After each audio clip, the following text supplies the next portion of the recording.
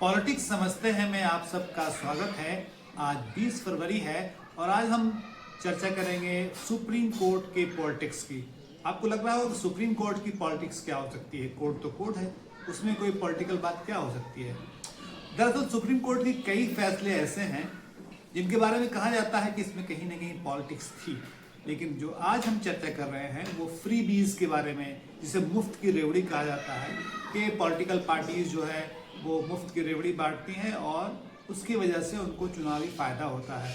इसी तरह का एक मामला सुप्रीम कोर्ट में पहुंचा हुआ है और उसमें सुप्रीम कोर्ट के 3 जजों की जो बेंच है उसने एक टिप्पणी की है, कमेंट किया है कि फ्री बीज जो है वो बहुत ही समाज के लिए, देश के लिए सही नहीं है और ये इस पर पाबंदी की एक तरह की बात उन्होंने की है।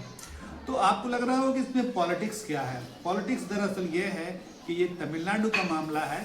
तमिलनाडु में जो सरकार है वो विपक्ष की सरकार एक तरह से मान सकते हैं, क्योंकि जो केंद्र में भारतीय जनता पार्टी की सरकार है वो उसकी विरोधी है। वो चाहती है कि वहाँ से वो उसका शासन हटे और भारतीय जनता पार्टी का शासन वहाँ कायम हो। लोकतंत्र है, लोकतंत्र में इस तरह की इच्छा रखना कोई अनोखी बात नहीं, कोई अजूबा बात नहीं, कोई आप कह सकते हैं कि कोई आपत्तिजनक बात भी नहीं है। सवाल यह है कि सुप्रीम कोर्ट ने जो फैसला दिया या जो भी कमेंट किया है, क्या वो कमेंट सिर्फ तमिलनाडु के लिए है? हालांकि कोर्ट ने कहा कि ये मामला सिर्फ तमिलनाडु का नहीं है, और भी जगहों में ऐसी बात है, लेकिन ये सवाल पॉलिटिक्स की इसलिए उठती है और इसका ताल्लुक बिहार से है। आपको मालूम है कि बिहार में ऐन चुनाव से पहले और चुनाव के दौरान भी 10-10 हज़ार रुपये बैंक खातों में भेजे गए महिलाओं को, और उसका नाम भी था उस योजना का मुख्यमंत्री महिला रोजगार योजना, जिसका बजट में जिसकी कोई चर्चा नहीं थी और उसको अचानक चुनाव से ठीक पहले लाया गया। इसी मामले को लेकर प्रशांत किशोर, आप जानते हैं जन स्वराज पार्टी के सूत्रधार हैं, वो सुप्रीम कोर्ट पहुंचे थे। उनके मामले को सुप्रीम कोर्ट ने ये कहकर खारिज कर दिया कि ये दरअसल चुनाव हारने वाली पार्टी का एक हथकंडा है, और इस पर कोई टिप्पणी नहीं की कि यहाँ जो फ्री बीज दिए गए बिहार के इलेक्शन में। और आपको यह याद दिलाना हमारे लिए ज़रूरी है कि बिहार में जो सरकार है वो भारतीय जनता पार्टी के साथ चल रही है। जनता दल यूनाइटेड की सरकार है, जनता दल यूनाइटेड के मुख्यमंत्री हैं नीतीश कुमार, लेकिन उसको समर्थन है और 2 उप मुख्यमंत्री हैं इस समय बिहार में जो भारतीय जनता पार्टी से संबंध रखते हैं।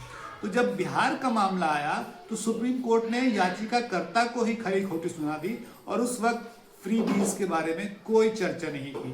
क्या ये सुप्रीम कोर्ट के बारे में नहीं कहा जा सकता है कि ये एक तरह की पॉलिटिक्स है जो देश में चल रही है, कि जब विपक्षी पार्टियों के बारे में कोई बात हो तो कुछ और रवैया अपनाया जाए, जब सरकारी पार्टी की, जो सरकार चला रही पार्टी भारतीय जनता पार्टी का मेरा मतलब है, तो सुप्रीम कोर्ट कुछ और बात करे।